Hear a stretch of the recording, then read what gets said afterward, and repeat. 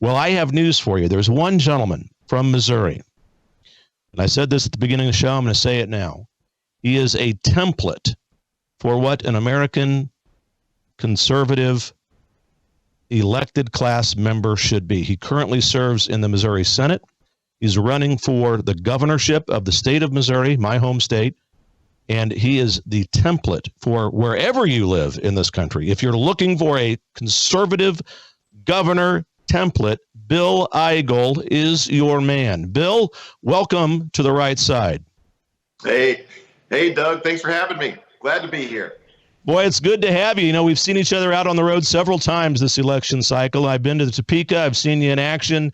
You are, again, one of the most gifted public speakers out there. It's always tough following you on the stump, but you do, and I mean what I just said. I really do. You know, I don't just say these things because we have a guest coming on. We got to say nice things about Bill Eigel.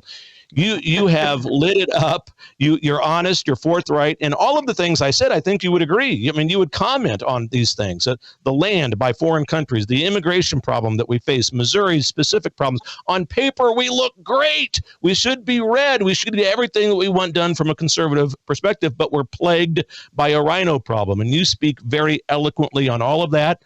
We're opening this up. There are people, if they're out there and they want to call in, 901-316-8404.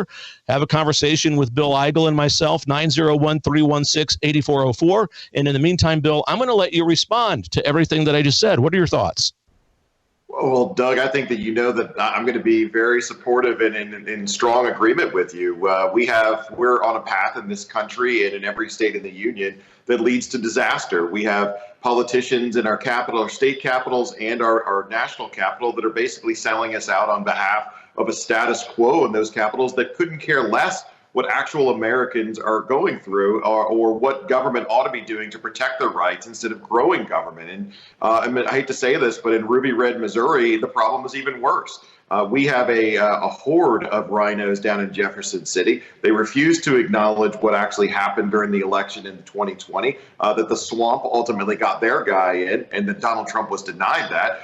They refuse to lower the tax burden so that we can compete with the other big red states that have already figured out that if you want to attract business and innovation, you have to lower the tax burden and not tax businesses into oblivion.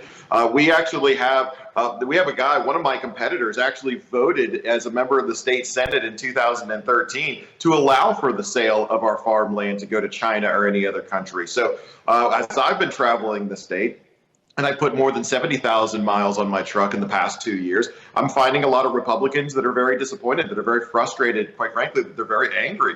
And they're looking for that disruptor of the status quo, precisely just like Donald J. Trump is winning the country on the message of being a disruptor for Washington, D.C. Folks in Missouri want that same disruptor to really lead us to this conservative future down in Jefferson City. So I've really just been tapping into the same desire for Missouri that the voters of this state show up every 2 years on the first Tuesday in November and demand. And the only reason that we haven't gotten it is because we've got too many spineless, weak-kneed Republicans down in Jefferson City. I've been the guy for the past 8 years in the state Senate that hasn't been afraid to name the names and point out where the deficiencies lie. But my hope is, as governor of this state, I'm going to be calling on that legislature to actually start doing the things that we only hear about in campaign season. And by the way, if you look at the other big red states, Doug, it's not that those states like Florida and Texas or Tennessee don't have their own rhino problem. It's not that they don't have rhinos in their legislature or they don't have the presence of a moderate here and there that, if given half an opportunity, would absolutely betray the GOP brand.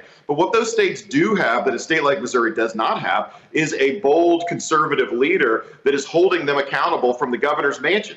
And so when you have a Ron DeSantis or a Greg Abbott down there in Texas leading those legislatures, it's a lot more difficult for the rhinos to hide. Well, the special interest in Jefferson City has made it very comfortable for them. But on August 6th of this year, that's going to come to an end.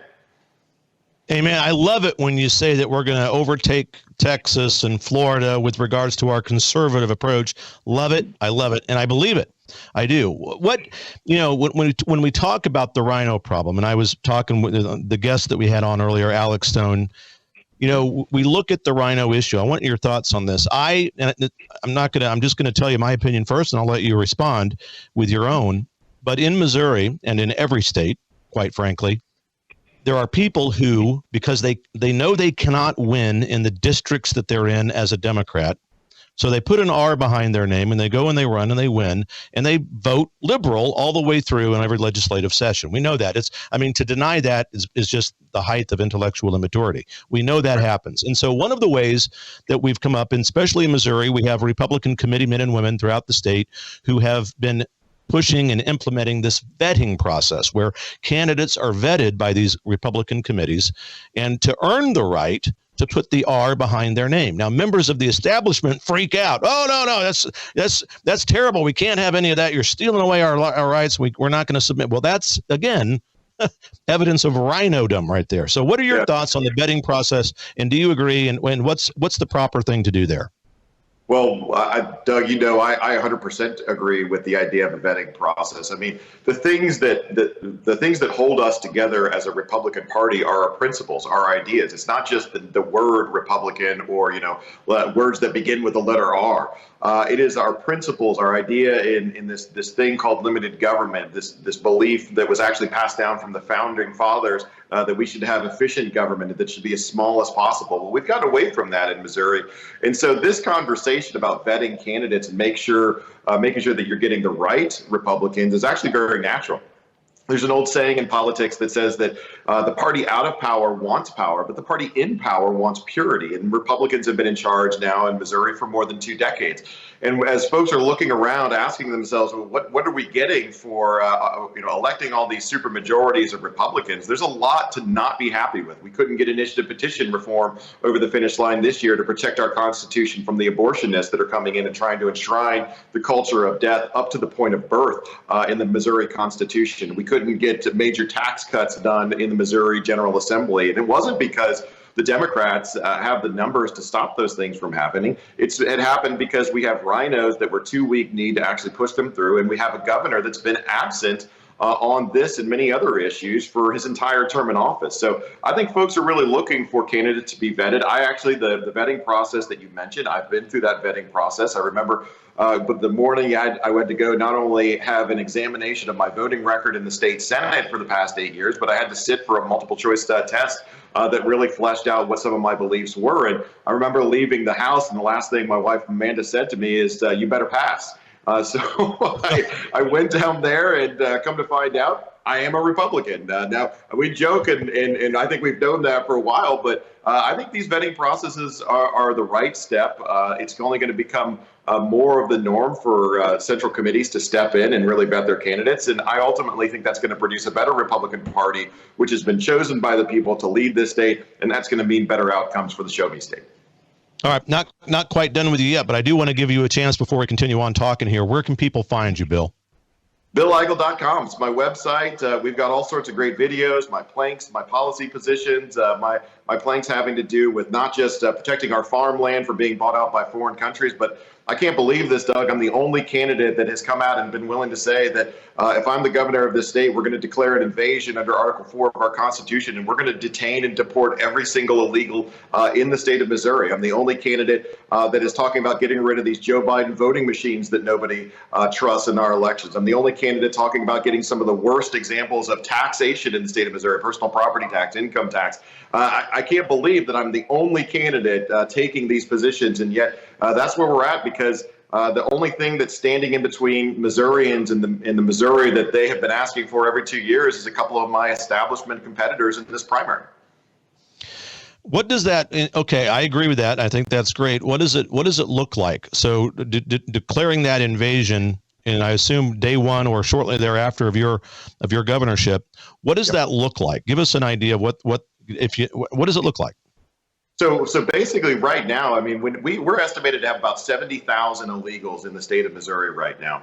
The number, and if we're being honest, the number could actually be quite a bit more than that, because we're not really sure. Joe Biden has had the border open for almost 4 years now, and we've had millions come across and go to every state in the union. But the latest estimate has it right around 70,000. And right now, a lot of our sheriffs around the state, a lot of our highway patrolmen, our National Guard, they know where these individuals are at, but what they lack is authority to actually detain these individuals, much less move these individuals beyond the borders of the state. Well, under the Missouri Constitution, under Article 4 in our Constitution, the governor can declare an invasion of the sovereign state of Missouri, and that will actually activate and grant authority to the sheriffs of this state, the highway patrol, the National Guard, if necessary, to detain these individuals for being here illegally and remove them from the borders of the state. So, Doug, you've heard me talk about many times about all the extra money and surpluses we have down in Jefferson City.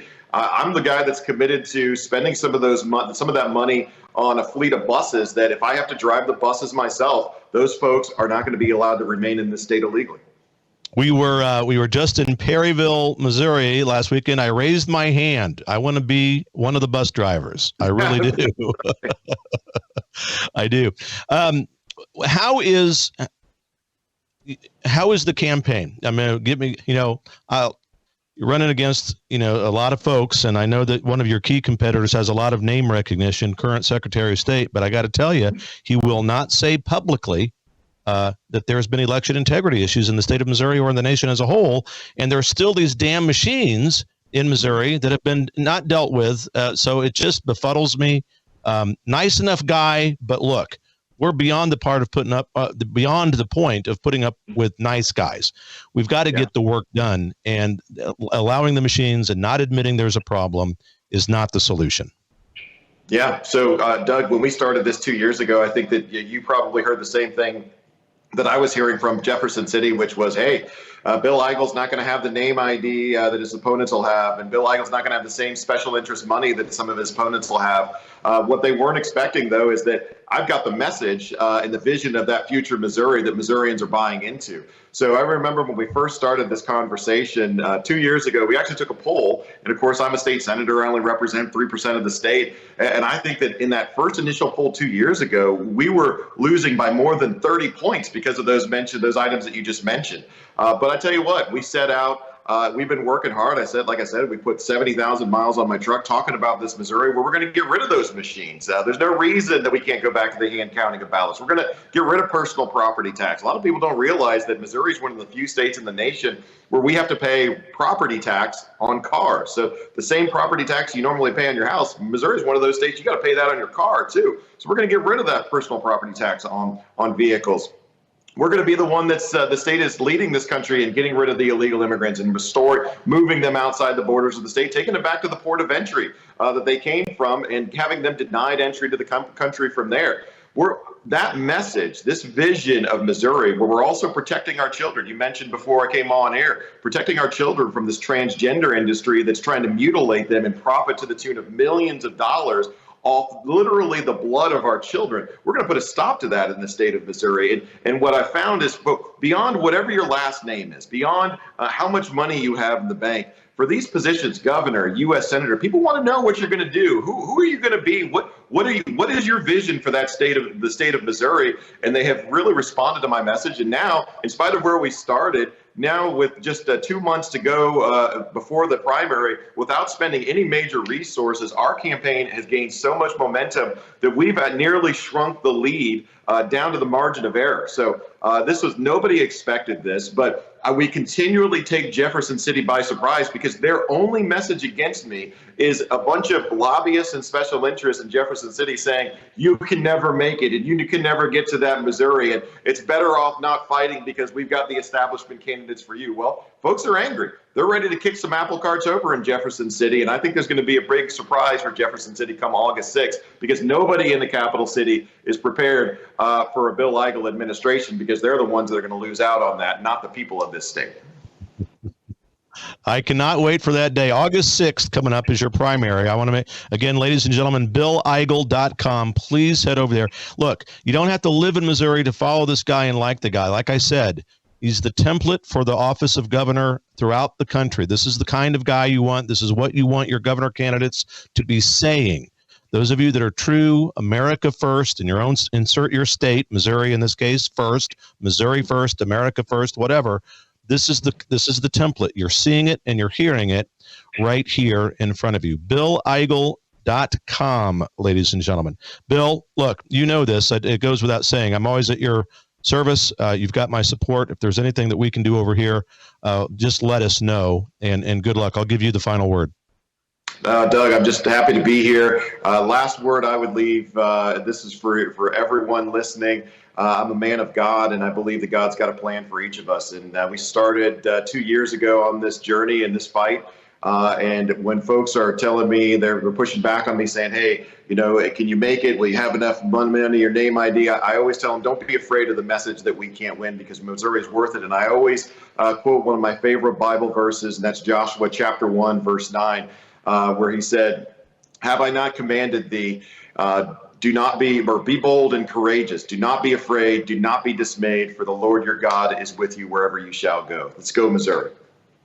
Let's go, Missouri, and let's go, Bill Eigel. Ladies and gentlemen, BillEigel.com. Head on over there, support Bill. We'll be on the road again, I'm sure, soon in the future. I hope to see you soon. Thanks, Doug. Have a great night.